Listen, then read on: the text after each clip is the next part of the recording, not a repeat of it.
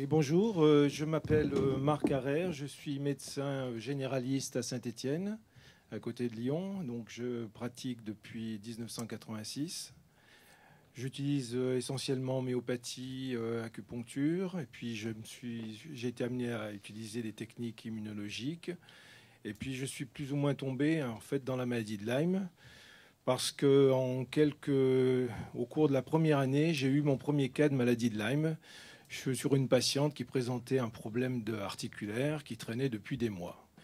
Et j'avais eu comme enseignement en fac que la maladie de Lyme, c'était une maladie rare, que je n'en verrais probablement jamais de ma vie, et que de toute façon, nous étions à l'abri dans la région. Donc je me suis dit, j'ai vu le seul cas de ma vie, je suis content, j'ai fait le diagnostic, et je peux dormir tranquille.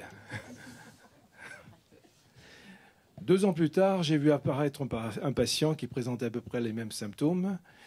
Et je me suis dit, c'est bizarre, 2 cas dans ma vie, c'est presque un peu exceptionnel. On va quand même essayer de chercher. J'ai fait faire un bilan. C'est effectivement une maladie de Lyme. Je l'ai traité aux antibiotiques. Et là aussi, j'ai eu un succès. J'étais content en disant, moi, j'en ai plus que les autres. J'en ai eu 2. 3 ans plus tard, le même patient revient avec les mêmes symptômes. Et là, je me dis, non, il ne faudrait pas exagérer. Mais comme ça se présente de la même façon, c'est donc probablement un réveil de la maladie. Donc, c'était une chose qui n'était absolument pas admise en faculté. J'ai recommencé le même traitement. Il a eu à ce moment-là une amélioration. Et puis, j'ai continué à faire des bilans en me disant peut-être que j'en aurais un 4e cas, un 5e cas. Et bien entendu, les bilans revenaient négatifs, négatifs, négatifs. C'est comme cela que j'ai pu connaître le laboratoire Schaller, ce laboratoire de biologie qui a été fermé à Strasbourg, qui a commencé à me rendre des bilans positifs. Et là, j'ai commencé à m'inquiéter parce que j'avais choisi une trentaine de patients négatifs et j'ai eu 30 bilans positifs. Là, j'ai passé un coup de fil à la biologiste. Je lui ai demandé, est-ce qu'il vous arrive d'avoir des bilans négatifs? Et là, elle m'a dit, mais oui, bien sûr. Mais probablement les vôtres, vous les avez choisis. Alors effectivement, c'était des laissés pour compte, des gens qui n'avaient pas eu d'amélioration. Et j'ai commencé donc à être obligé de traiter des maladies de Lyme. C'est un vrai scandale sanitaire. Voilà ce qu'annonce le professeur Perron, donc, de l'hôpital de Garches, sur le plateau de Jean-Jacques Bourdin. Donc la France s'est appuyée jusqu'à maintenant sur une vision complètement dépassée de la maladie de Lyme. Alors je rappelle en quelques mots ce que c'est que la maladie de Lyme. C'est une atteinte articulaire qui a touché des jeunes dans la région de Lyme aux États-Unis dans les années 70. On dit bien donc des jeunes, il y avait peu d'adultes touchés. Et l'identification de la bactérie en cause a été faite en 1982 par Willy Burgdorfer. Donc c'est pour ça qu'on l'a appelé Borrelia burgdorferi. Cette bactérie, pour vous donner une idée de ce qu'elle représente, c'est une bactérie spirochète. C'est donc parmi les bactéries ce qu'on pourrait appeler une Rolls-Royce par rapport aux 2 chevaux que représente le streptocoque ou le staphylocoque. Et on connaît déjà quelque chose qui ressemble au spirochète, c'est la syphilis. Et on sait que la syphilis, ça a été quand même un problème de santé énorme, qui n'est probablement pas terminé dans le monde. Et actuellement, nous sommes confrontés donc à une affection chronique silencieuse, qui est absolument pas prise en compte par les pouvoirs publics. Le consensus donc de 2006, c'est un copier-coller de l'ITSA, donc c'est une association américaine qui est vieux de 39 ans.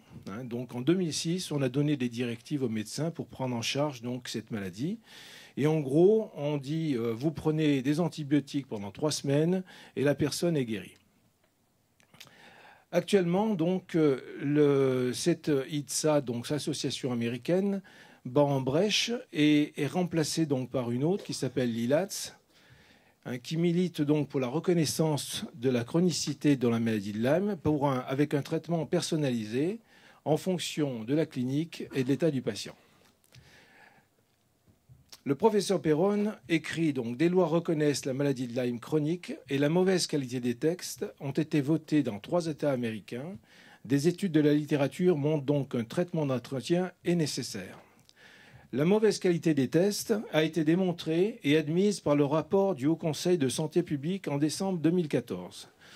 Donc, il y a eu une réunion d'une vingtaine de personnes qui ont, on va dire, plongé donc leurs neurones ensemble pour essayer de sortir quelque chose qui puisse être adapté à la situation. Alors, ce rapport appelait donc à développer des tests fiables, à développer des connaissances sur les co-infections, à évaluer les traitements, y compris en cas de sérologie négative, à développer la recherche, à mieux cibler et adapter les campagnes de prévention, à professionnaliser les associations de patients, à étudier les croyances et les attitudes du corps médical.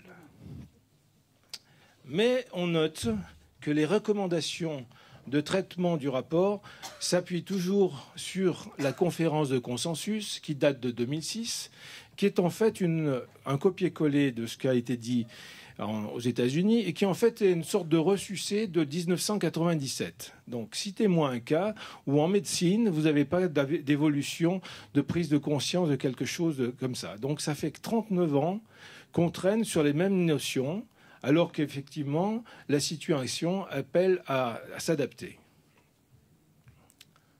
Alors, cette conférence de consensus, donc, de toute façon, présente de nombreuses lacunes. On méconnaît complètement la problématique des co-infections, la non-fiabilité donc, des tests sérologiques, la non-reconnaissance des formes chroniques, tout en reconnaissant dans les stades tertiaires des atteintes cutanées ou neurologiques chroniques. C'est donc dans un aveuglement politique, autant administratif et médical, que nous baignons. De nombreuses publications internationales apportent la preuve d'une infection donc difficile à soigner, difficile à mettre en évidence, à cause d'un diagnostic biologique qui n'est pas adapté et d'un enseignement universitaire complètement dépassé. Bon, si vous ouvrez un livre de bactériologie, vous allez vous apercevoir que la maladie de Lyme, ça tient quelques paragraphes et c'est tout.